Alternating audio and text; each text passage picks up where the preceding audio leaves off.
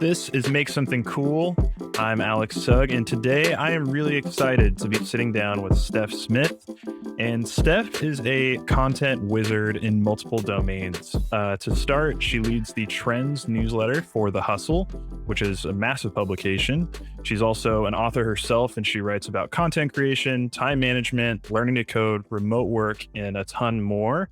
And she also has a podcast called The Shit You Don't Learn in School, which is a super fun listen.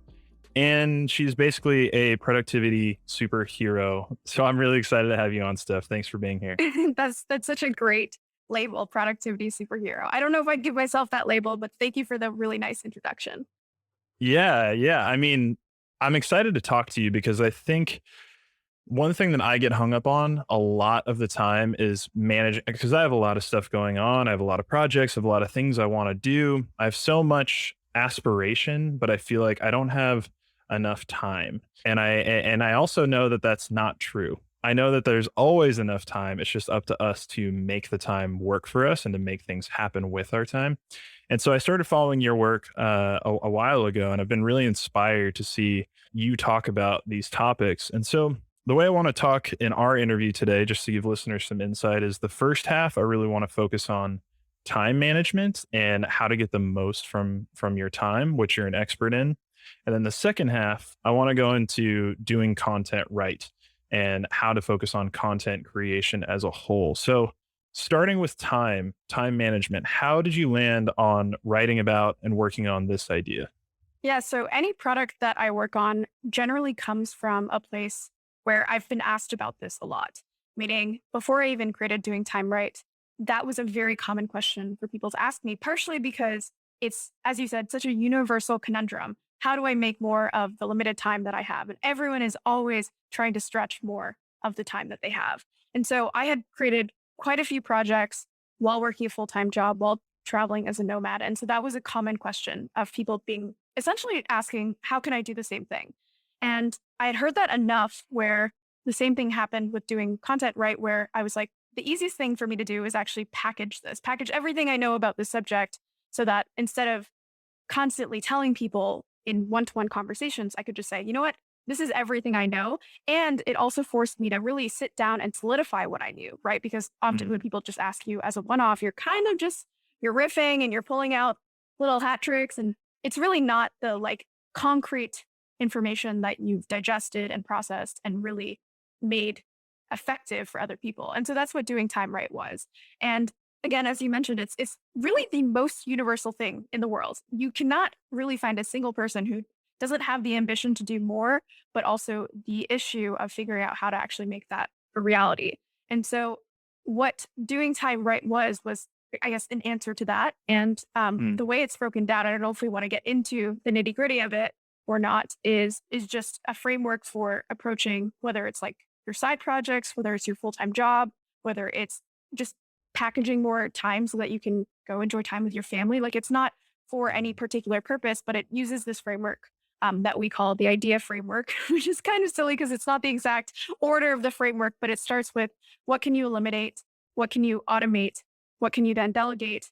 And then what can you iterate at the end of that journey so that you can actually get more out of your time. And that order of operations is really important because a lot of people, when they think of productivity, which is a loaded term in itself, they think, how can I just go faster? And they don't think about those mm. precursor steps of how do I actually make sure that my journey is not just fast, but enjoyable and done in an effective way.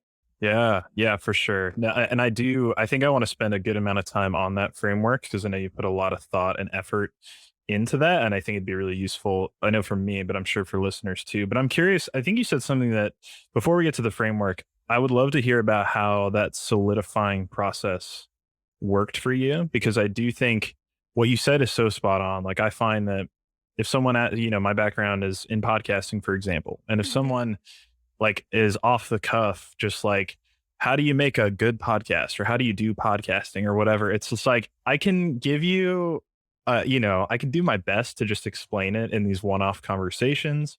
But I do feel like the idea of, solidifying it down into written words and then having to test that and put it out into the world, it really kind of proves it to yourself. And it's almost like that famous saying, the best way to learn is to teach or whatever. So Mhm. how was that process for you? Did you feel like you learned through that process of kind of productizing this and putting it into its own like written words and things like that? Did it kind of make it all click for you? Yes, absolutely. And I think productizing something is just really an extension of documenting something, which is the same thing for, as you mentioned, a podcast, for writing an Mhm. article. All of those force you, they're forcing functions in similar ways to get you to take these like really vague concepts in your mind.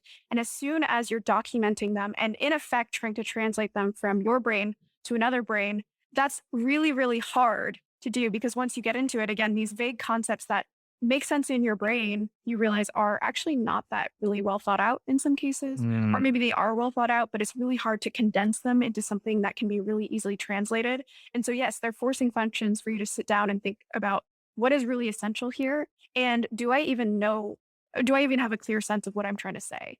And I found for a product, especially, that's like an extreme forcing function because if you're putting a price point on it, you better hope that you're actually bringing value to someone's right. life. Right. And so, yes, it was really important to do that. And another way that this is really solidified in my brain, this concept of like documenting something and the importance of it is there's a book called Algorithms to Live By, which I in general recommend to many people. And it covers a vast array of topics around this idea of computer science and how you can use learnings from it to influence more of our human lives, right? We're not robots, but you can still use some of those concepts. And one of them is this idea of caching theory and the way that computers cache information. Now, Mm, humans cache information as well, right? That's the same reason why you can't remember the level of detail from a year ago and especially 10 years ago in the way that you can remember the level of detail of something that happened 30 seconds ago. So your information mm, or your brain, sorry, caches information based on its relevancy to you today.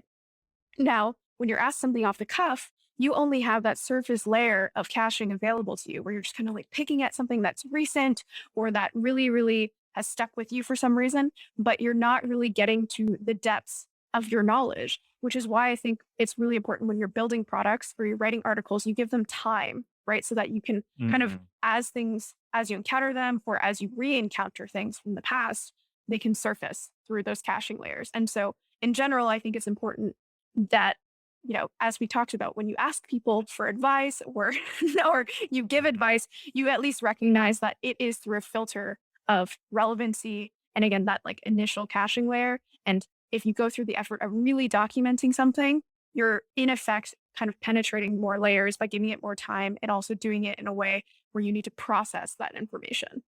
Yeah. I have never heard anybody put it that way, but I love that idea of documentation. Like productizing is just documenting and then selling it to somebody else. Yeah. Like I think that is such a new, fresh way, at least for me, to think about it. Because a lot of times I feel like when you think about productizing something, or I just the guest I had on before you, Jack Butcher, he famously productized visualized value. That's like his whole thing is productizing yourself. And what I think is so interesting about that is that can sound kind of dirty or grimy to be like, I'm a product now. It just sounds kind of gross, I guess, Yeah. on the surface. But what's really cool about what you're suggesting is like, no, it's not dirty because all you're doing is documenting your experience, what you've learned, your knowledge. Because I guarantee there are hundreds, if not thousands, of people who are going through the same problems that you already went through. You can help them solve, and it's worth money for them to buy those solutions. Yeah. I mean, words are really powerful because every word has a connotation for every Mm, single person using it or listening to it. And if you don't like the term productizing yourself, you can also say you're scaling yourself. So you're basically taking everything that you can do one to one, meaning you're the one doing it. And I feel like this concept of scaling yourself, I also got from Jack Butcher, which he was like, I could start an agency and get all these clients and be the one working with these clients. Or I could take everything that I know and basically scale myself or replicate myself in a way so that I can do more, but also I can allow other people to do more with my knowledge. And so mm, the same thing is true with marketing. I think marketing sometimes has a very kind of sleazy connotation to it. mhm. As a marketer, I can accept that, but you can also spin marketing. And if you're like, I don't really like marketing stuff, you can just spin that and say, well, marketing is effectively just getting people to care about something. So can I get someone to Sure. care about what I'm creating? And so I just Yeah. think it's important to recognize exactly what you said. Sometimes things do have sleazy or kind of negative connotations, but if you really just get to the depths of what it really is, right? Marketing is just getting someone to care about something. I think you can kind of look past that. Yeah, I love that. I think that's such a helpful way to think about it. So I guess let's jump into the framework a little bit. So I looked at it, and there's a 5-step framework for time. Yes. And so doing time right. And the first one that I read was called upgrading your bicycle. Can you explain what that means as the first step? Yeah, well, I mean, I'll walk through the entire thing just super high level, which is this idea where we use a bicycle journey as analogous to the major things in your life that you want to accomplish. We all have these to-do lists filled with tiny things that we need to check off, and myself included. And those really, really, in effect, run our lives because we're constantly like, I got to do this, this, this, this, this. But at the end of your life, you're not thinking about all those to-do lists that you checked off. You're thinking about the few really momentous things that you accomplished, right? Whether it's building a business, raising a wonderful child, whatever it might be, these momentous things that are difficult, that take a lot of time to create, and a lot of the time cause people to quit. So as you're encountering those things in your life, one, can you identify what those are? Are you working to something really significant? And again, we use this analogy of a cross-country bike journey. So if you are embarking on a cross-country bike journey or something equivalent to that, well, there's a lot of things that can get in your way. And a lot of those things are analogous to the little to-dos or the things that distract us on the way to our journey to, again, building a company, raising a kid, whatever it might be. And so what we said is what a lot of people do when they embark on this cross-country bike journey is that they wake up one day, they decide, I'm going to go cross-country, and they just hop on their bike and they start going. Whatever's on their back already, they're bringing it with them. They aren't thinking about what bike they're actually using for the journey. They haven't actually looked up this train. It's on every podcast I want. It's so funny. But in any case, they're not thinking about how do I make this journey most successful, right? How do I make it easy? How do I make it enjoyable? And a lot of people do this with their tasks in their everyday lives as well, right? They're just like constantly going. And the question that they're asking is, how do I move quicker? So it's the equivalent of hopping on that bike right away and just asking like, how do I pedal faster? Sure, you can pedal faster, but is that really going to be the thing that moves the needle, that gets you there the quickest? And also, I know this is kind of trite advice, but people always say like, you have to enjoy the journey, not just the destination. But that's actually really important because if you use this example, you are spending 99+% of your time on that journey, and then your destination is just something very quick that you can celebrate, right? Right. And so the idea of the framework is first identify where you're trying to go, right? That's what a lot of people do. They do set goals. And then the end of that framework is this idea of iteration. How can I pedal faster? How can I get somewhere faster? But in the middle of that, we have 3 steps that a lot of people don't do. And they're really simple steps. This is not revolutionary. It's not rocket science. But the first step is just asking, what doesn't need to come with me? What can I eliminate? And what is truly not essential? And when you go through that step, it's really important to not just ask what has any value, because you can say that something has some value in almost every circumstance of your life, right? Any newsletter out there, you could be like, yeah, like this brings value to my life, so I need to keep it. But it's really, time is zero sum, and therefore what truly is required for your journey. So once you strip that away, so what have you eliminated? Anything that remains with you, then the question is, what can be automated, right? So what do I personally not need to do? What can I outsource to a computer effectively? And you go through, you document your processes, as we talked about before. That's a really essential step to say what even can be automated. And so you automate what you can. What can't be automated, but still has a repetitive nature to it, can likely be delegated. So outsourced to a computer, to a person. And then only then, what should be left on your plate are things that you are uniquely capable of doing, right? So everything else should have been either eliminated, automated, or delegated.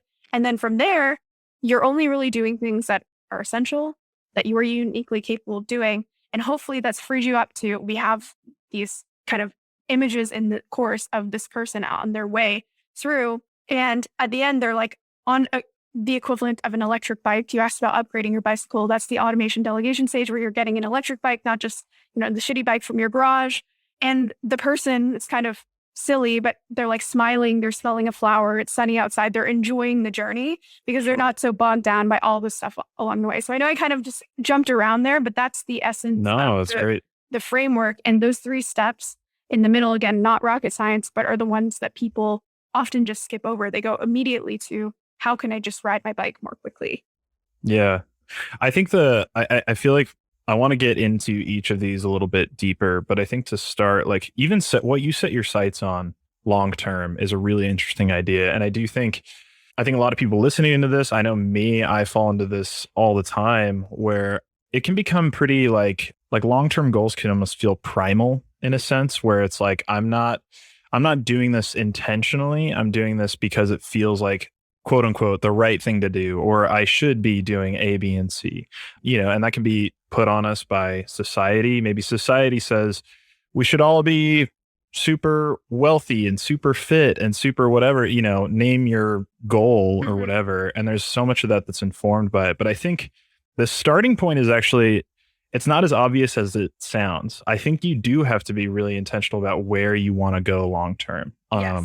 And I love your example of, if you're going cross country, we're not riding down the neighborhood. You know what I mean? You're going across the country. And so it's a long journey that you're embarking on. So you need to make sure you're going the right direction. I mean, for you, how did you decide what direction you wanted to go? Like, how did that initial stage go for you? It's a great question. And it is a really important step to define your goals and where you want to go because, as we're using this bicycle example, you can end up anywhere along the coast of the other side of the country. Or you can also just ask the question, as you're probably alluding to, like, why do I even want to go cross country? Right? Like, why don't I Mhm. want to go somewhere else? Or why don't I want to just stay where I am? Those are all really, really good questions. I think for me, having some high level North Star that I'm working towards is important, but I really only think maybe 6 to max 12 months ahead in terms of like what I want my life to look like, because I think much past that, you can't really forecast. Like so much changes Sure. that you can't predict. And to that extent, you don't really feel like you have control over what you're working towards. And then the other Mhm. thing that I think about when I'm kind of thinking through what I want to focus on now is the order of operations. So the same way that there's an order of operations to like eliminating, automating, delegating, I think of the order of operations as to what can I put into place in my life that can, once it's in place, compound and make everything else easier. So, for Mhm. example, I think about financial stability in that way. I have been working towards passive income, and I know passive income is a topic doesn't really exist, but it exists to an extent where you can Sure. basically set yourself up where you're not constantly grinding and trading time for money. And so that's something where that's been a huge focus for me, where over the last couple of years, if I can get that in place, then the rest of my life, or at least some significant amount of time, can just be so much easier. So there's certain steps that I guess I work towards. And one of the exercises that I do every year is just break down. There's probably like 6 or 7 things. I can't remember all of them, but there's like relationships, health, money, career, etc. And I break those down and I kind of rate myself on them. And I say, like, am I like a 1, meaning like I've completely neglected this and I'm like completely dropped off the map and shouldn't do that? Or 10 is Mhm. like I'm thriving. This is the best thing in my life currently. And I reflect on each one of those and I typically choose one to focus on. I Mm. typically say, okay, this is something that I've completely dropped off. Or in some cases, it's like, as I mentioned, I know how important this is if I get it right, and that can compound in the rest of my life. So I know that's kind of a vague answer, but I think it's going to be unique to everyone. But one way Mhm. to address it is to just highlight all the things that you could care about, right? And think through, if I unlock this, does it therefore unlock other things? And then also Mhm. make sure that one of the things we talk about in doing time right is just, we all know this in theory, but we don't stick to it, is that you can't focus on really more than one significant thing at a time. And so just Right. choosing one and just saying, this is the only thing I'm going to work on. And this is the state that I want to get it to then unlock everything else is kind of how I think about it. But I will say that anyone who tells you that they have like some really clear framework for prioritization is probably lying. Uh-huh. It's all kind of a little bit fluffy, which is why this answer is also a little bit fluffy. I don't think it's fluffy. I think it makes a lot of sense. And it also leaves space. I also really like the idea of not planning further than, 6 to 12 months out because as we've learned the past, 2 years, a lot can change really quick and Yes. it's really hard to predict beyond that. Yeah, I love that. So maybe let's move into elimination. So once you have kind of that north star, like it can be hard to know what to get rid of. So how do you approach elimination when it comes to managing your time? Yeah. So I think I alluded to this a little bit before, but this idea that time is zero sum. And if you imagine when you're born, you have these time dollars to spend, right? And there's a very concrete amount. These do not inflate over time. They actually deflate over time, right? We spend them. So if you have a concrete amount that you can spend and you realize that it's zero sum, meaning even simply, if I'm reading one newsletter, I'm not reading another newsletter, or I'm not reading at that time. All of this attention dollars that we're spending are being spent on one thing at a time. So if you acknowledge that, then I think many things are positive sum in life. But if you acknowledge that this in particular, the way that you spend your time and attention is zero sum, then I think you can get to this idea of, holy shit, like if I spend all my time on these newsletters that have a little bit of value, I'm really actually stopping myself from hitting these really significant goals in my life. And so one of the things that we encourage people to do is a time audit. Very, very simple, but literally just audit, write down how you spend your week. And then ask yourself, if I did this every single week or every single week for the next year, where would I be? In the course, we talk about 3 different types of tasks. And so there's productive actions, there's unproductive actions, and then there's destructive actions. Now, we are all very familiar with the productive and the destructive, meaning productive actually gets you closer to your goals. If you imagine things, again, like a bike journey, these are things that if I did them every day, I would actually end up closer to my goal. I would actually be closer to making it cross country. Right. Destructive actions take you away from your goals. But there's these unproductive actions, which are things that cloak themselves with value, but really have very little value in your lives. So if you are going to go build a business, for example, reading newsletters, especially if you're reading more than a couple a week, are unproductive actions. They are not actually tangibly moving you towards your goals. And I think asking that question again, if I did this every week for the next year, this particular task, would I be any closer to my goals or not, is just a very simple way to uncloak these unproductive actions that we think are important. And again, it's about asking the question, not does this have any value? Because I can justify any newsletter to have some value, but does this have really tangible value from bringing me towards my end destination? To use the bike journey example one more time, it's basically like if you're trying to do a cross-country bike journey and you constantly see all of these detours along the way, you could be like, oh yeah, I love a petting zoo. Like I should totally go to petting zoo. But if you go to every petting zoo, well, that's actually going to make sure that you never reach your destination. Same thing is with any other detour. And so it's important for people to actually just ask that question. Is this bringing me any closer towards my goals? And it's, in that case, actually not such a fuzzy question. It's pretty much a yes or no answer. Yeah. Yeah. And I feel like it takes, you have to, it's a very, I don't want to say adult, but it's a very mature question to ask yourself. Like it takes an extreme amount of honesty to say, all these newsletters I'm reading, or I think the probably the most pervasive is just social media. Like I think a lot of people justify heavy social media use because I need it for my work or I need it for my whatever. And I just think that mentality is like, it's very passive in your thinking. And so if you actually get a little bit more objective toward yourself and your time spent, do you really need it for your business, or is it actually hindering, or in this, what you're describing, is it an unproductive task? Almost like, like right now we're watching Ted Lasso, and it's the first that we don't really watch a ton of shows, but like I've gotten a million people telling me to watch Ted Lasso. And I had this thought while doing, and I'm such like a productivity guy that I have a hard time like watching a full show, and like, cause I just feel this dragging desire to go do other stuff. I should be working. I should be doing stuff. But it's really healthy too if you're, built like me, if you're broken like me, where you're constantly geared toward work and like overdoing it. Unproductive actions can be really healthy in moderation, I find. But I also think that acceptance is super important, to be like, this is an unproductive action. Watching Ted Lasso is not productive, but it is restorative. And I think that distinction is healthy, but you have to be honest to say, am I just watching way too much Ted Lasso? And am I not actually doing anything now? I think that's a really interesting way to look at it. Yeah. And to your point, the idea of these different types of actions is not to say that you must always be productive. You don't want to spend your life and your time dollars or attention dollars on constantly productive things. I think the issue becomes when people think that things are productive when they're not. And in fact, what we encourage people to do is to uncloak these unproductive actions that they don't even enjoy. And that's really the key, is that we actually think that quote unquote unproductive actions like watching TV can actually be productive actions if, as you're saying, they're restorative or they're enjoyable. I don't think that spending time with family is unproductive. I think that's very productive because some of my goals are to develop really deep relationships with family. And so when it comes to unproductive actions, the key ones that we encourage people to uncloak and get rid of are things where they feel like it's really advancing them in some way, but they're not enjoying it. They're not enjoying necessarily reading 20 newsletters every single week. Maybe they are. And if they are, and that's fun time for them, great. But in some cases, they're like, oh no, I need this to advance my business, or I need to stay plugged in. It's like, do you really need to stay plugged in? In fact, you could use those 2 hours a week to go relax, like go get a massage, go sleep more, go eat a meal that you love, right?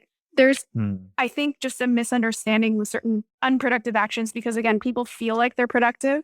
And then what I see a lot of people do is they'll just have this endless to-do list of things that don't really move them towards their goals. But then at the end of the week, they're exhausted and they don't really feel like they've moved anywhere. And that, I try to stay away from talking about the topic of burnout because I know it's a very serious thing and there are many aspects of it that I don't understand. But from my own experience, the times that I felt the most burnt out are not from the sheer amount that I'm working, but the delta between my inputs and the outputs or the impact that I'm driving. And so that's what I think is so dangerous about these unproductive actions. I watch TV, I spend my time frivolously, and I don't feel bad about it. But when I do feel bad about it, it's when I'm really, really like banging my head against the wall, thinking that I'm doing things that are productive, that I'm not enjoying, but at the same time, not actually moving myself any closer to my goals. There are examples of people ridding unproductive actions for them. And that's really important that certain unproductive actions for one person may be productive for another and vice versa. And a couple examples that we give in the course. So Peter Levels is a friend of mine, and he has just decided, I do no client work. I do no press. I do no support for my sites. And for some people, that would be a bad decision for their businesses. But given his unique goals and what he wants to do, what he wants to spend his time on, doing press is an unproductive action. It drains him, it spends his time, and it also doesn't really get him any closer to where he wants to be. So for him, he's ridded that. And for other people, again, that may not make sense. Another example is Darmash, who's one of the co-founders of HubSpot. He has not managed a single person. He hasn't had a direct person to manage during his whole time at HubSpot. And that was actually an agreement that him and Brian Halligan had from the beginning. And I think that was such a wonderful rule, right? One of these ways that you can eliminate something from your life that, again, in this case, works for him. It may not work for someone else, but he basically said, look, I don't want to spend a bunch of time managing people. That doesn't lead me any closer towards my goals, even though society kind of has this impression that if you run a company, you should be managing people. I'm actually going to determine what I need for my life and my advancement. And for him, there's a quote here that we talk about where he says, if I spent a bunch of time, I could probably, with some coaching, get passively okay at management. I think I could get there, but I don't want to spend 10, 20, 30 years of my life getting passively good at something. And so instead, what he wants to do is just focus on the things that really, really he can get incredible at instead of just almost diluting himself across a bunch of different things that other people tell him he should care about. Right. Yeah, totally. I think that's great. And to your point about burnout earlier, I find like with myself, and I think it lends itself to what we're talking about now, is that the times I felt most burnt out in my life are when it's not when I'm working a ton on stuff that I'm excited or passionate about at all. That energizes me like beyond belief. What burns me out is working on stuff I don't actually enjoy, but feel like I need to be doing. Yes, exactly. Yeah. And so going through this process of understanding that and like what really, and to your point about the HubSpot guy, I think that that's really wise. And that's a really kind of crazy inverted idea based on what society says, because you're right. If you're running a giant company, the idea is you have a bunch of people work for you, blah, blah, blah. But I love that he's like, actually, that doesn't sound fun to me. Yeah. so let me optimize my life to not look like that. So cool. Okay. I want to move on to automation because I do feel like this is the one that trips me up a lot because it does feel it feels like a little bit tech plus, like you have to be a little bit techie to understand automation and to get the most out of it. So maybe for like your average Joe who isn't, a Zapier expert, and that's a software a lot of people use for automation, but how would you recommend people starting in the automation space, even for simple things and a normal creative worker could do to start?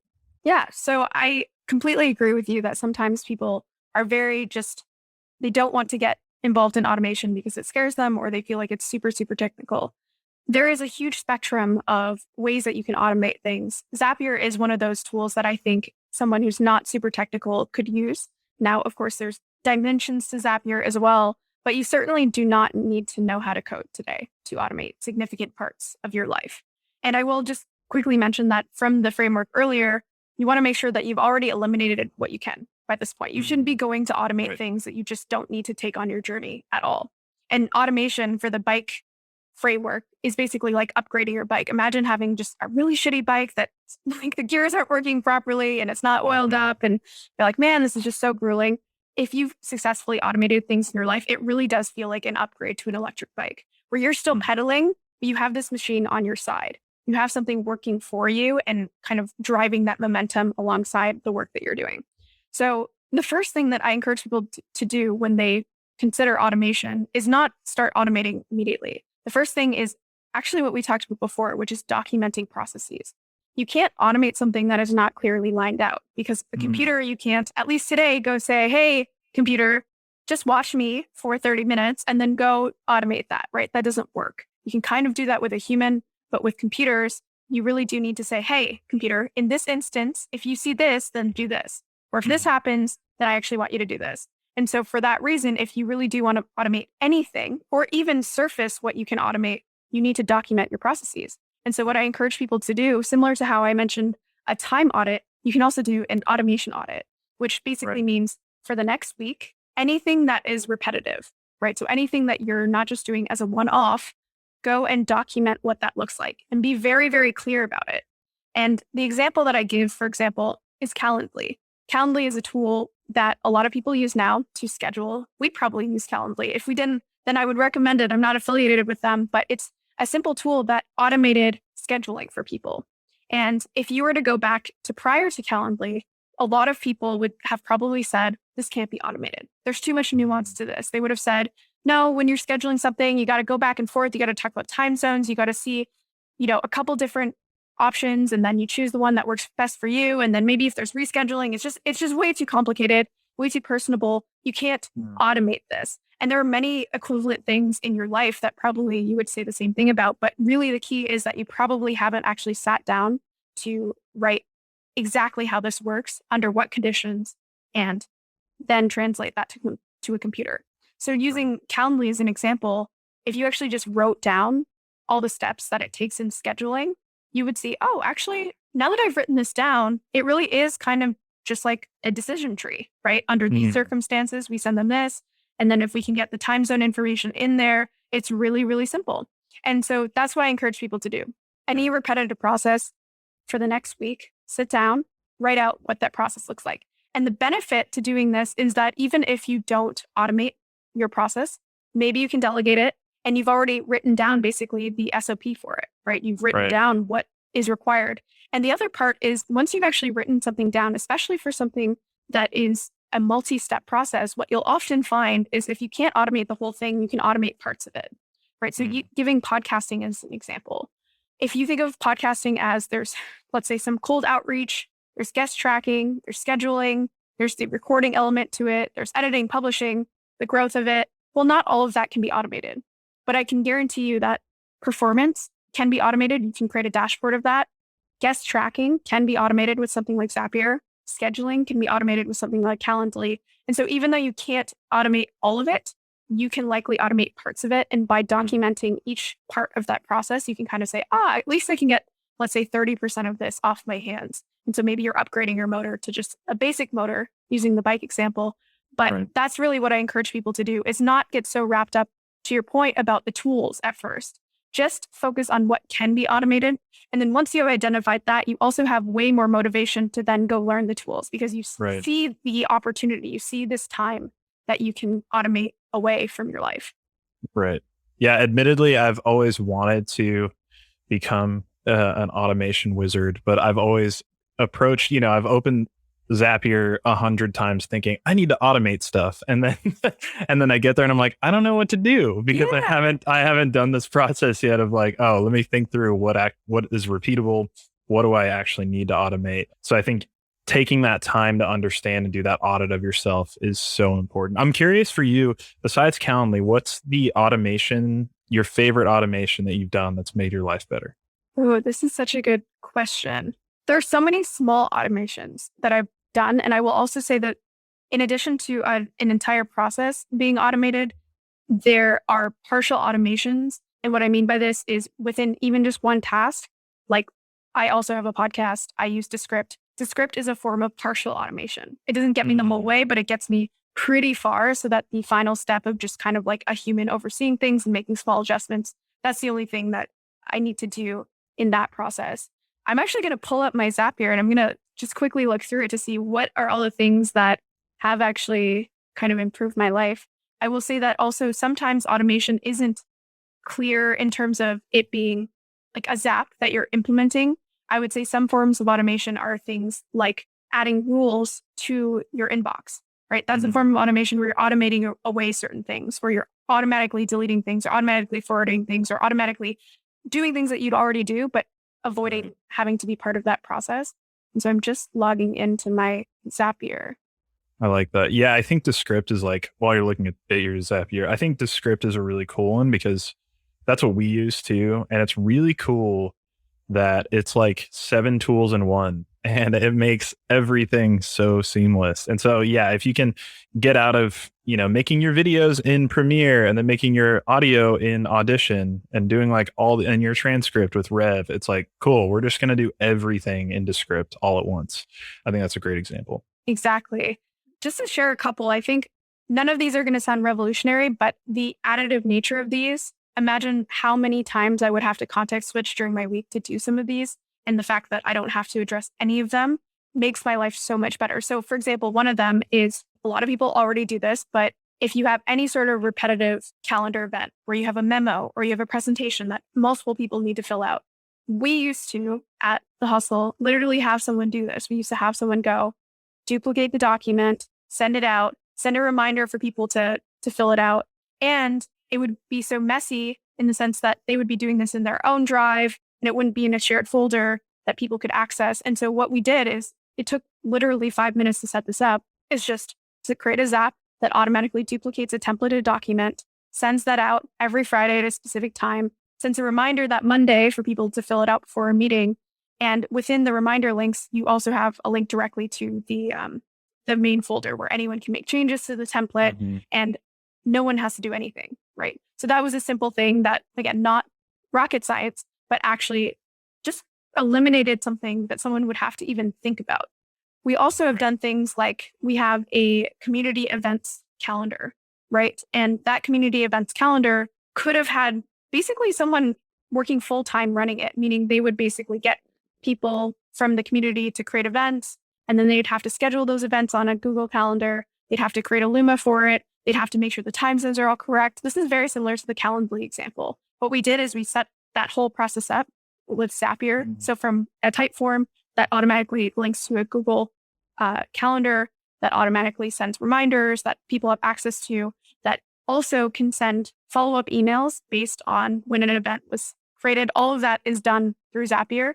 And I Right. think the key here is that none of this, as I mentioned, is going to sound revolutionary, but those are all things that people had to spend not just time with, but mental energy towards.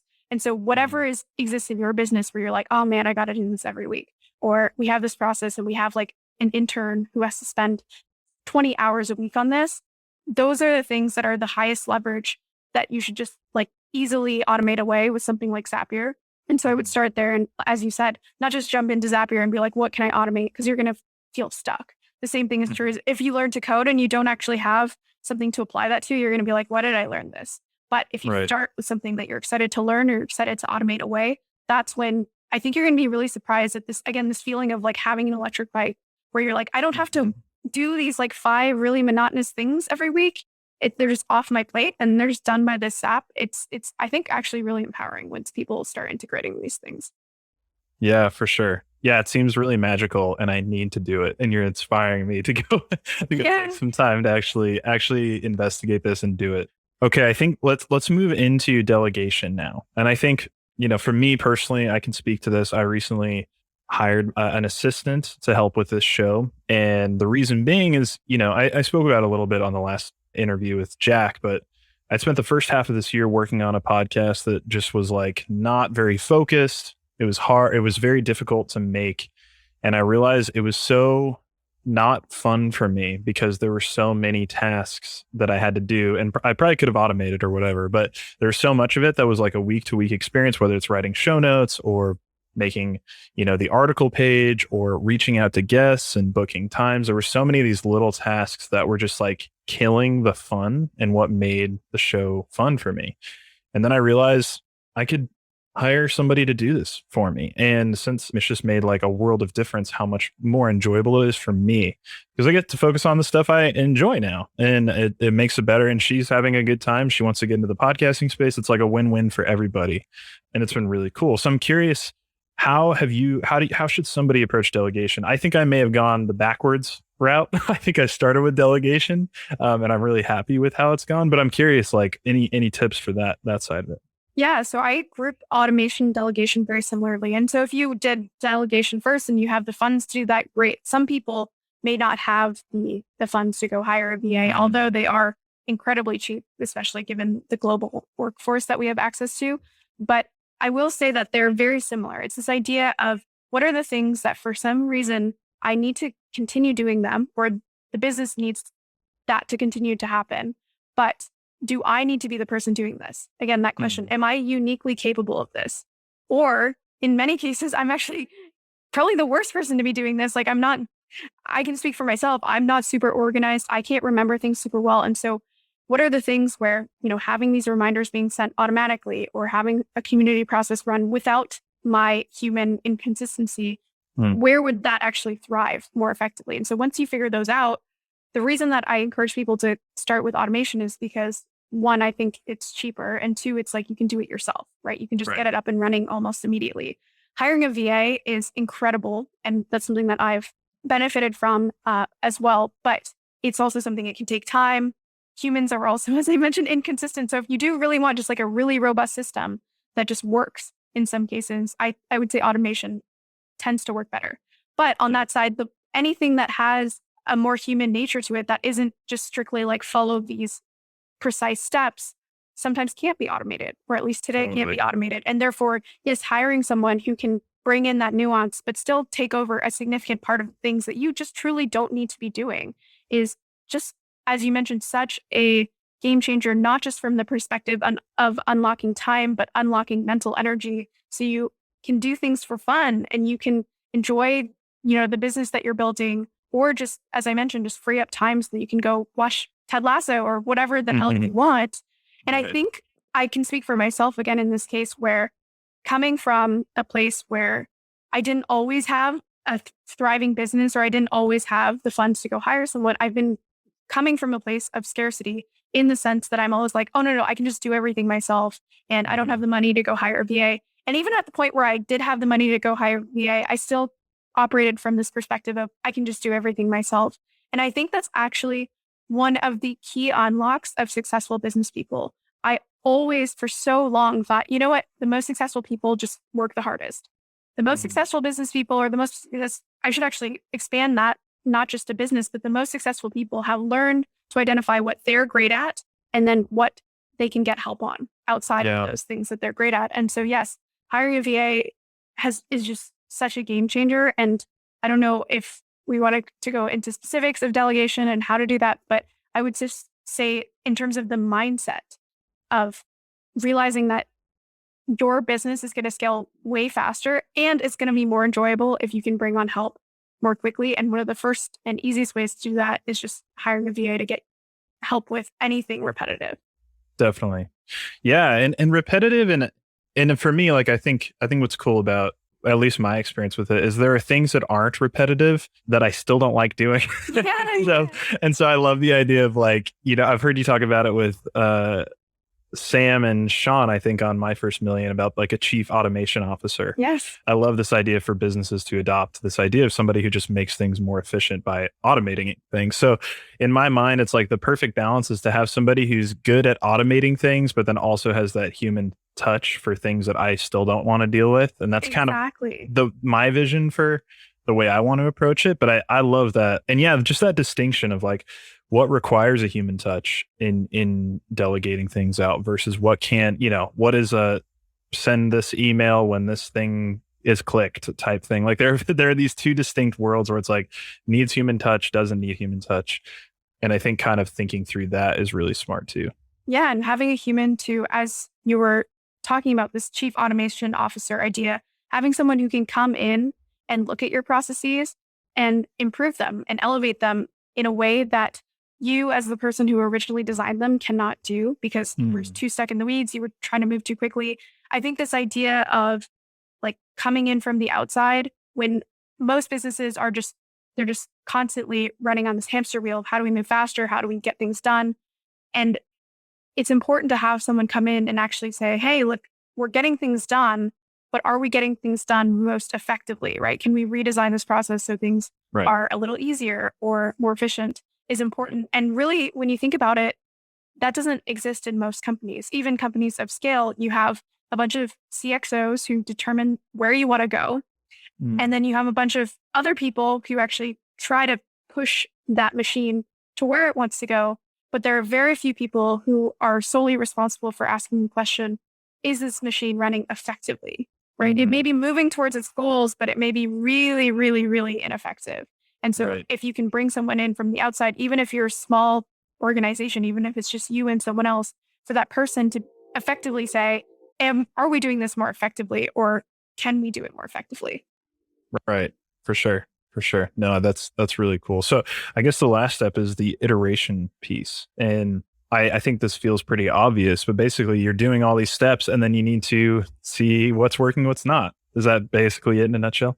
Yeah. I mean, we kept the iteration step there because if you think of productivity, people are always looking for productivity hacks, whether it's a shortcut tool or just something that allows them to move more quickly with whatever process they're doing. And so we share a couple different tools or hacks that we have, but hacks is actually, I think, a good kind of label for a lot of these things where they're not going to completely change your life. The idea of trying to move faster on a bike is, I think, a really good parallel because, yeah, maybe you can increase or rather decrease your time to destination by maybe like 20%.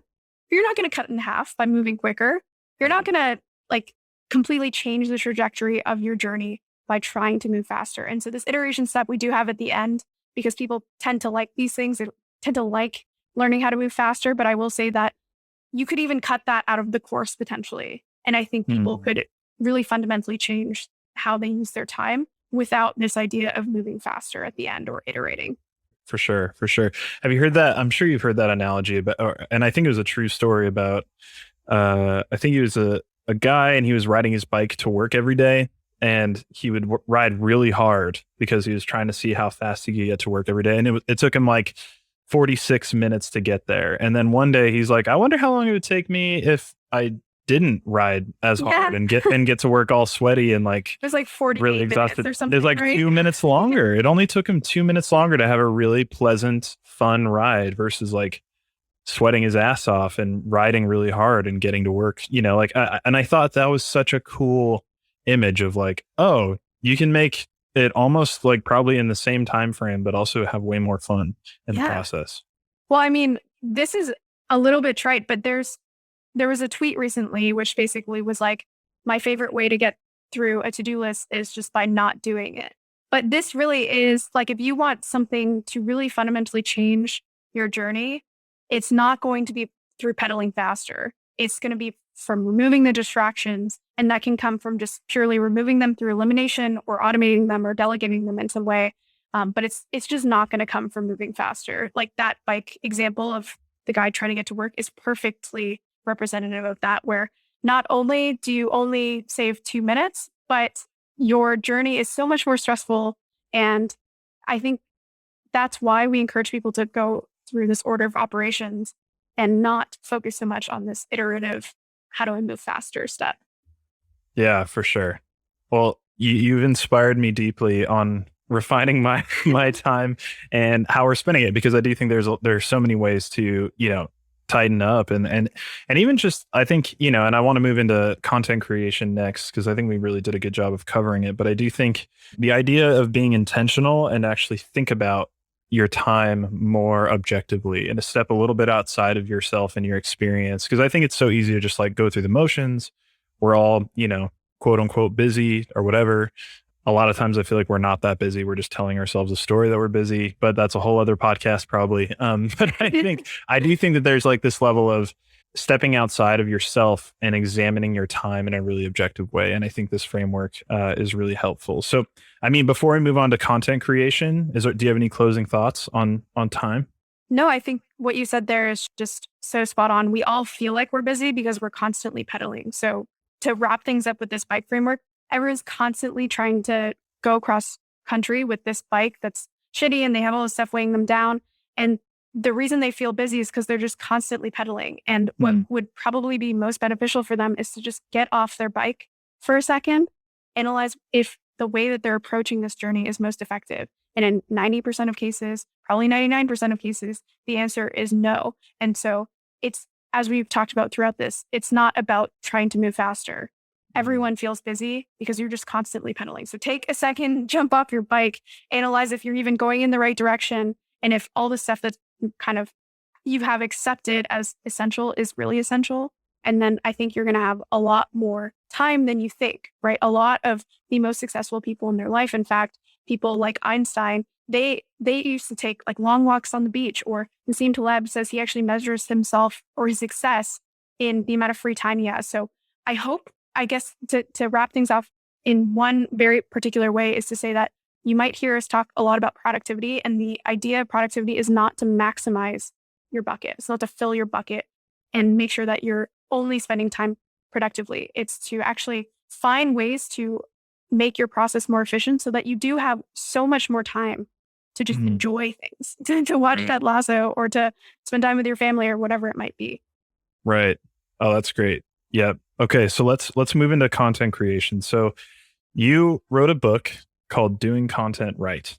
And it's actually interesting because it's like part book, but part like there are a million elements to it that I thought was a really interesting take on like a product offering. Cause there's like video portions to it. There's all kinds of stuff with it. So first off, I think that's really cool and very unique, but Thanks. I'm curious, like the high level, what is Doing Content Right ultimately about that might be different from other things that could sound similar to it? So I don't know if it's different in terms of the framing, meaning that it's a book about how people can create content effectively online.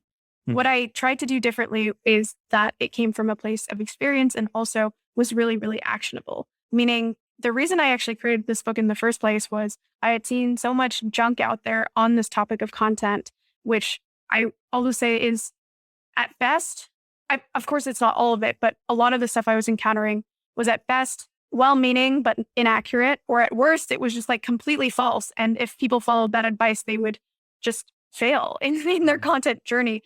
And so my goal there was I had spent a lot of time in content myself, whether it was through businesses and growing content publications there, whether it was my own work. And I wanted to create a resource for other people that would help them accelerate their journey. Right. Right. So that was really the purpose. And as you mentioned, it came through in a book, and then it ended up having some video elements or exercise templates and things like that. But really that was just the goal, is how can I accelerate people's journey to be successful content creators? For sure. That's cool. So I definitely want to get into like some of the high level things that you think could help content creators and some of the things you've learned. But I'm also curious, maybe what are some pieces of advice that you find extra annoying or extra unhelpful? Maybe some of the things that you were hoping to, that maybe like what you just mentioned that inspired you to say there's really bad information out there and there needs to be a better solution. What are some things that you think are worth debunking for somebody wanting to create more content online? Sure. So I can call it a couple. The first one is this idea that consistency is king. I think there is always room for consistency in the world. And of course, being consistent is better than not being consistent in most realms. But this idea that if you're consistent, your content will do well is completely misinformed. And in fact, I think it can be really, really detrimental because I see so many other content creators out there who go and they create content for a very, very, very long time without the right checks and balances. And they're like, why is my content not doing well? I've been doing this for 2 years. And I'm like, I'm so sorry that you've been doing this for 2 years. Like, who told you to keep going with this kind of content that had no validation? And so far, no one's interest. So that's one thing. Consistency, I think, is, again, can be beneficial, but it's much more important to find validation and to make sure that what you're putting out there, even if it's inconsistent, is really excellent. Another misconception that I see with content these days is there is a lot of hype around gating content. And I run a product, Trends, for example, that is a gated content product. However, I would say Sorry, just really quick, explain that for someone who might not know. Yeah. So The Hustle is a daily newsletter, which started several years ago, that was about business and tech. And then Trends is an offshoot of that. It's a second product that the Hustle company built, which is around trends kind of before they're happening or before they become big so that people can use them to create businesses, to invest in businesses, to just feel ahead of the curve, whatever it might be. But that product, unlike the daily email, is gated and it does cost $299 a year. So in addition to Trends, you see Substacks, you see tons of different platforms today, which people are very excited about. And there's reason to be excited about them around gating content. But I would say the kind of pieces of advice that I see that are inaccurate, especially for early creators, is that most early creators, not all, but most, should not be getting their content. The content is the engine for them to actually reach people, to grow their brand, to actually generate awareness. It is a tool, and they're hiding that tool behind a paywall. The reason that Trends and other products have worked, Trends had a 1.5 million email list, being the daily email, which could drive awareness. And so if you don't have an awareness engine, that's another way where I just see people who just get very excited about what's new, what's cool. And in this case, I think it's really, really misleading. Another thing that I see a lot of creators these days do wrong is they think that a lot of the newer ways to reach people are the best ways. So for example, they're so focused on trending on Hacker News. They're so focused on these really transient channels like Reddit or Twitter and getting something to go viral there. Now, there's nothing wrong with these ideas and there's nothing wrong with them as long as they're balanced with other more sustainable channels. And so, for example, one of the least cool channels that a lot more people should be investing in is SEO. And a lot of people think SEO is saturated. It's not saturated. It's, of course, more competitive than it was 5-10 years ago. But it is one of the only channels where you can really, truly build up a significant amount of traffic over a significant period of time. And so those are just a couple examples where, again, the advice isn't necessarily always bad in the sense that it's going to, ruin your life or something like that. But I do think it can lead you astray and it can lead creators in directions where they're like, oh, why is what I'm doing not working? And what I tried to do is lay out the full landscape of content and what you can do today. And hopefully how, from my experience, I would encourage people to think about it and avoid some of these little traps. It's important to remember that we're always being marketed to. And so you see a lot of this excitement around gating content, and there's reason for it outside of just marketing. It is exciting that we have this creator economy and we can make micropayments and people can develop a really sustainable living through their content. That's very exciting. But also remember that there are companies that are growing their platforms that are also paying creators, for example, to be on those platforms. There's also just, if you go to Substack and you go to, I don't know if this page still exists, but there used to be a page that highlighted the top 10 to 30 Substackers. And if you go line by line across those Substackers, they all had massive platforms elsewhere. And again, some of them are actually being paid to be on Substack. Oh, yeah. And so this narrative around anyone can make money online by getting their content is a narrative. Now, some people can do it. I think it's really, really important if you're a new creator to understand that narrative and understand the gaps in it and if that applies to you. And in many cases, I think if you're really early on, to your point, let your content work for you. It's so much, you can get access to a much more exponential curve if you allow that to happen. And this is not just true with content. Why do you think that venture capital companies allow companies like Uber to lose money for so long? It's to build up that momentum to which at some point, at least in theory, they would become profitable and they would start making money off of that network that they've built. Right. The same thing is true with content. If you allow it to work for you, then at some point you can turn that around. At some point you can gate things. You can make money through other approaches to monetization. But it's really up to the individual person. I guess my point is just at least know the game that you're playing or the goals that you're trying to work towards, and how gating your content can potentially prohibit that. For sure. No, that's great. Okay, so let's go into some things you learned about content creation, maybe some tips. I'm thinking about, the average person who is wanting to start creating content online. Maybe it's a blog, maybe it's a podcast, maybe it's a YouTube channel. What are some things you would recommend based on what you learned? Yeah, so I think the number one thing that I try to convey in the book is in the first chapter, which also seems to be the thing that has resonated the most with a lot of people, which is this idea of finding your differentiator. This sounds really obvious because we all think that whatever we've created is special and has some sort of differentiator. But I see this most often with content. And the thing that I'm going to go over is not true for only content, but it's where I see people miss the mark the most. Meaning, if you think about different products that exist, right? Like a fintech app or your new iPhone, whatever it might be, there's a reason that you bought it. And it's not because it's a phone. It's not because it's a fintech app. It's not because it's a fridge. It's because, oh, I really love Apple because their UI is so easy to use. Or I feel like this brand is high quality, whatever it might be. There's a reason that we buy from certain brands versus others. And it's not always because of the utility. It's because of the brand. It's because of the differentiator and the way that we view it, that particular product. The same thing is true with content, meaning that where a lot of people go wrong is they think through what they're writing about way more than how it's different. Again, this sounds obvious, but I can guarantee I can pick out most content properties out there today, and they haven't gone through this exercise. So a lot of the time people will come to me and they'll say, hey, Steph, I'm thinking of starting a newsletter. Can you let me know what your thoughts are? And I go, okay, sure. And they say, I'm writing a newsletter about travel. What do you think? And I'm like, I literally have zero clue whether this is going to be successful, because it could range from being completely unsuccessful, 0 subscribers, to being the most successful newsletter in the travel space, because I have no idea how you're going to actually differentiate within this space. Now, this relates to another point, which is that a lot of the time, this is the same thing for most startups out there. People look for areas where no one is. And that's also not a good idea, because that typically signals that there is no demand for that thing. And so it's not a bad thing to enter a competitive space like travel or like startup news or whatever it might be, but to very, very clearly be able to articulate how you're going to do it differently. And these differentiators can be very, very simple. So for example, Charter is a newsletter that started in the business and tech news space years after many of the other ones existed, like The Hustle or Morning Brew. And their differentiator was very simply that it was more visual, or you could actually use that as a proxy for being more concise, right? So instead of having to read a really long form email about business and tech news, they have around 3 or so infographics. And there is some text, but it's really, really short, really sweet, really shareable as well, which meant that they grew like crazy. I don't know exactly how big they are, but I'm positive that they have hundreds of thousands of subscribers today. And I believe they started in either 2018 or I think it actually might have been 2019. So they grew like a weed.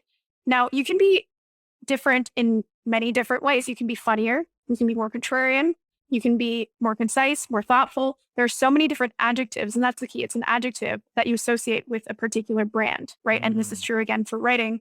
And it's also important because it's not just about being differentiated.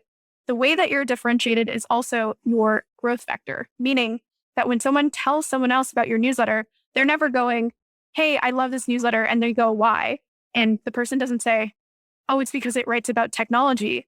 Have you ever heard that in your life before? No, because so many things write about technology, so many things write about sports, so many things write about travel.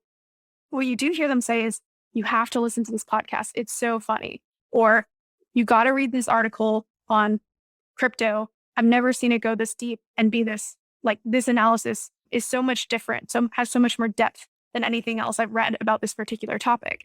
And so don't focus on the topic. Pick a topic that you know well that can allow you to have this differentiator. The same way that if you learn languages, I can only speak English, unfortunately, but I've heard that once you start learning languages to an extent that you truly know it, then you can start incorporating humor into it because you have the flexibility, you have the foundation. And so the same thing is true about finding topics. It is important to talk about things that you know a lot about because that allows you to differentiate, allows you to bring in humor or whatever your differentiator might be. And I'll just close this out by saying that, again, this is true not just for content products, but for all products, all companies out there. But it's what people forget the most with content. And to give an example of one company that's done this really well, which is, again, not a content company, but we can learn from it, is Costco. So Costco went into something that was very, very saturated, general retail, after a lot of other brands already existed in that space. And most people would tell them, you're not going to succeed. But what they did is they said, what are all the things that people might care about with a general retail store, whether it might be cost or package sizes or location, service, etc. And they said, we're going to be the best at one thing. And we forget it because it's even in their name and it's cost. But Costco said, we're going to be the absolute best at this one thing, which is cost. And we're going to trade off the rest. So they have huge package sizes. That's a no-no in theory, right? They don't have much brand diversity because of those huge package sizes. Ugly ass warehouse stores. Ugly ass warehouse stores. Yeah, exactly. No service workers helping you out. Yeah. Hard to get to locations because they're big, sizable factory style locations. And they did all of this actually because it all filters back into cost. So now everyone knows them as this is the most cost centric place that I can shop. And people talk about that. People love Costco. They say, this $1.50 hot dog, I love it. And so the point is that it's really, really easy for people to associate an adjective with Costco. It's cheap. And they don't try to be everything on top of that. They just try to be cheap. And it's important for writers to do the same thing. What is the one thing where if someone were to go to their friend and talk about your work, how would they describe it? And what is that one adjective that they would describe it with? And if you can't articulate it, I can bet you no one else can articulate it. And so just go, if you're a writer, if you're creating content, this is like the one thing that people skip over that really does make the difference. So spend time on this, sit down and just think through, what is my differentiator? What is my one adjective? And if you don't know it, then spend time adjusting your content so that is clear. Yeah, that's so good. I feel like, for you, what did you find? Like what in your, when you're approaching what was your differentiator when writing this book? Like for you, because I'm curious about that in practice. Because I do think it reminds me a little bit of, I don't know if you've heard the podcast, You Are a Storyteller. No. It's really good, but Brian McDonald, he's going to be a guest on the show in the next couple of months, but he's this amazing storyteller. He's worked with Disney and Pixar and all this stuff. And he's like this just like guru when it comes to writing amazing stories. But he has this idea about armature, which is kind of like you could exchange that word for theme. And basically you have to decide what the theme of your story is. And then that informs everything else that you do. So his example was Jaws, the movie. It wasn't about a big shark. It was about a man overcoming his fear of the water. That's ultimately what Jaws was really about. And everything was pointing back to that one idea and that one armature, that one theme. And so I think for me, that was a really helpful framework of so what's my theme? What is my... I like that. I haven't heard that before.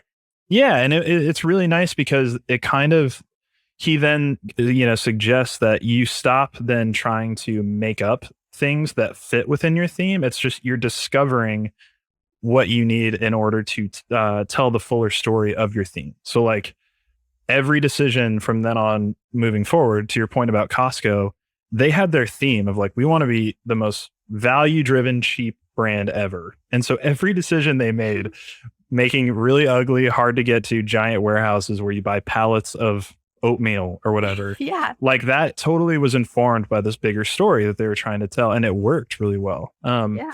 So I'm curious, for you, do you have any thoughts or examples around that? For someone maybe just starting, how did you find your theme or what did that look like for you? Yeah. And to your point, it's this idea of one decision makes 1,000 decisions.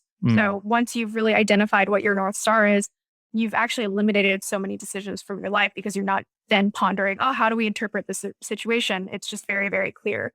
I will say, taking a step back from even the book, I would say my theme in my work overall, whether it's my podcasts or the books or different articles that I've written in the past, is this idea that I basically am constantly trying to reinvent myself. And that's not on a public scale, as in I'm constantly trying to learn new things in my own life and master them, whether it's learning to code, whether it's creating content properties. And what I've chosen to do is share as much of that as possible. And I want that to continue to be true. And so I think the way that ends up coming out in my work is that I've heard people say that, for example, a lot of the articles I write are really approachable. And the reason that they're approachable is because I've done everything I read about.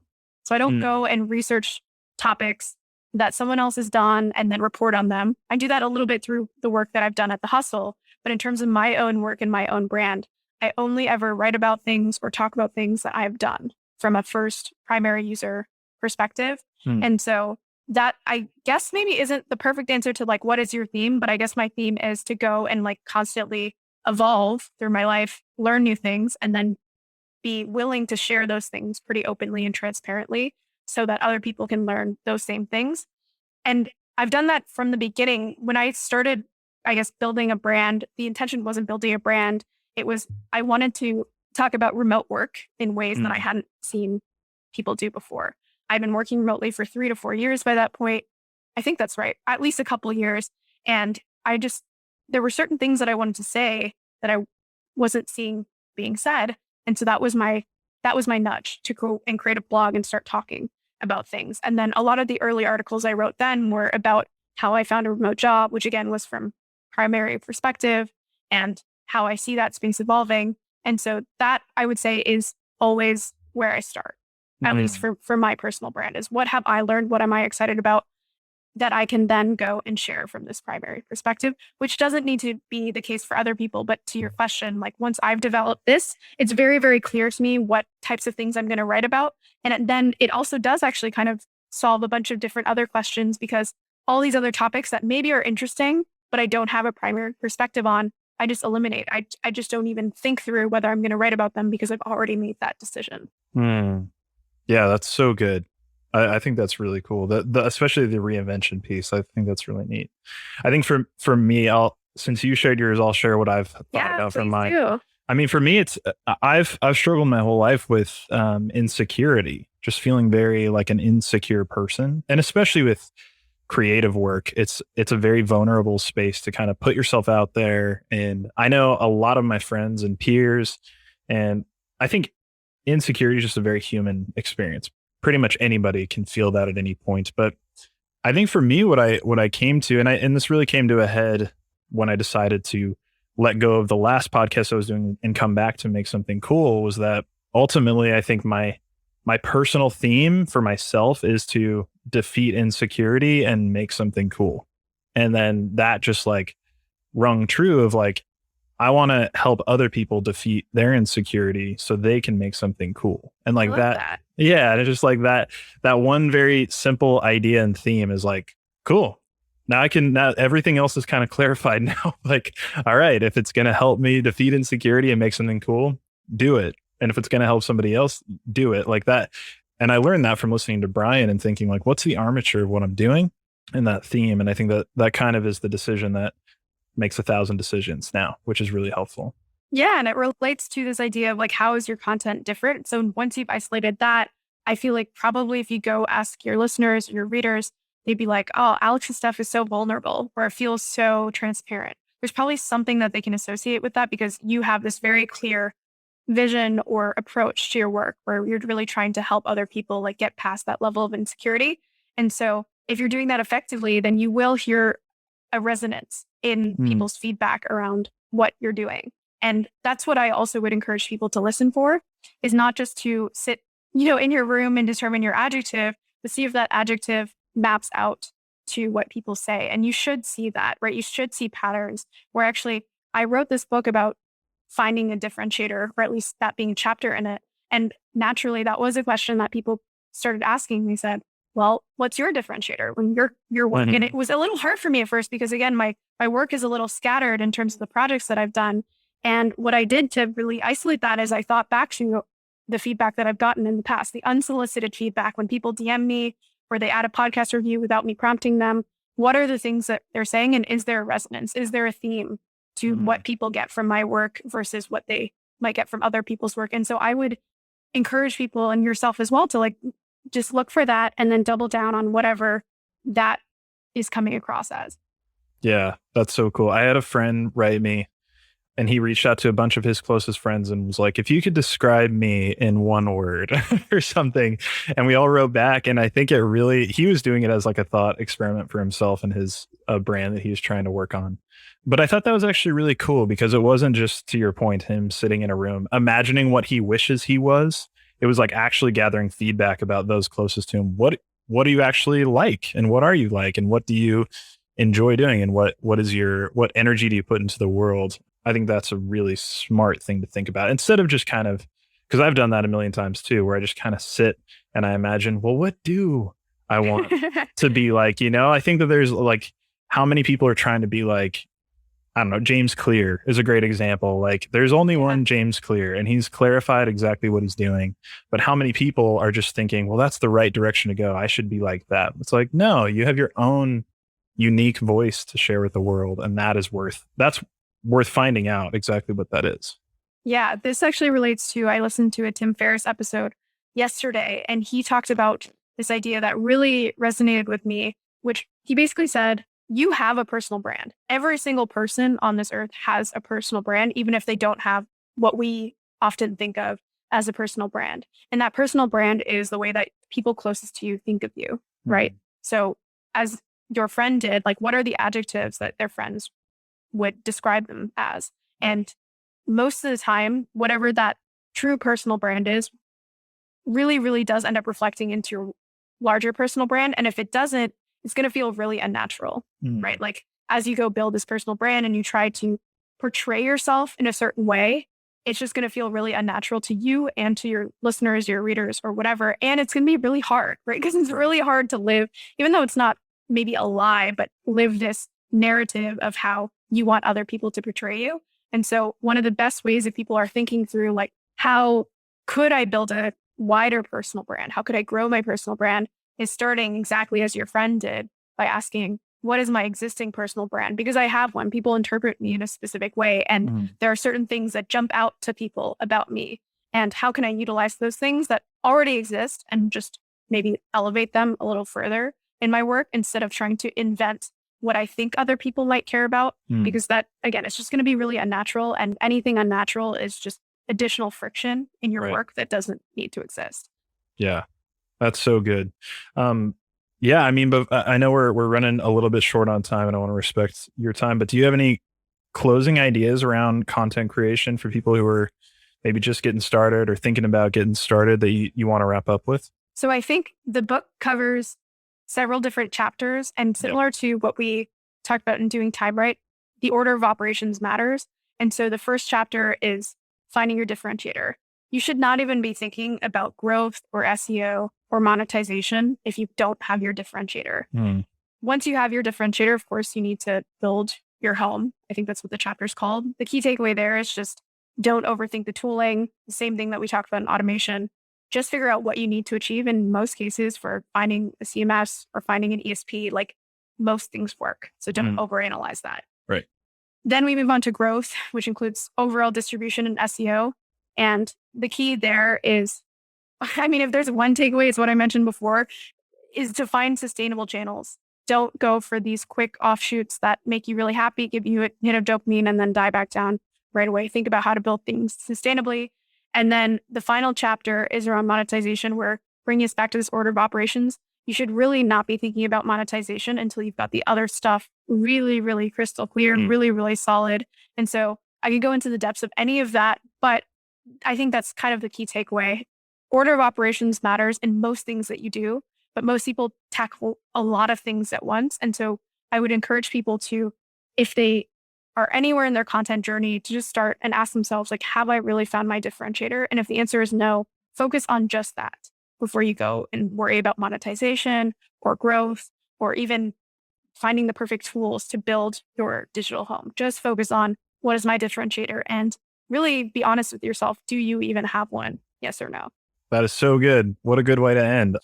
And I'll say too, for anyone, I think everyone should go follow Steph on Twitter and, definitely check out her products and the resources we dug into. I know we only scratched the surface today, but I thought it was a really, really good discussion. So is there anything specifically you want to plug, or any website or landing page you want to send people to? Sure. Yeah. So the one thing I am trying to grow as of late is my podcast, which is called the Shit You Don't Learn in School podcast. You can find it at listenandlearn.co. That's the URL that we've been directing people to. And it's all about stuff that you probably didn't learn in school, but would benefit you as an adult. So we talk about all types of stuff like should billionaires exist, pricing strategies, how to get more out of your time. So anyway, that's, I guess, the one thing. And then if people want to reach me, they can reach me at Twitter. My handle is Steph Smith IO because my website is stephsmith.io. Amazing. Steph, thank you so much for being on. I think this is I know I'm super inspired to go take some action on my stuff, and I'm sure my listeners will be too. So thank you so much again for being on. Thanks so much, Alex. Yeah. And to everyone listening, thank you so much for being here. If you enjoyed this episode and want to get more, please go to alexsug.com and sign up for my newsletter. That way we can send these episodes directly to your inbox. And as always, if you can go to Apple Podcasts and leave a 5-star rating and review, that would help us a ton. And last but not least, this episode was edited and produced by Josh Perez. And if you're looking for help with your podcast, Josh is your guy. He's a great producer and an even better dude. So please get in touch with him at justjoshperez.com. And I'll be back soon with another new episode. So until then, let's go make something cool.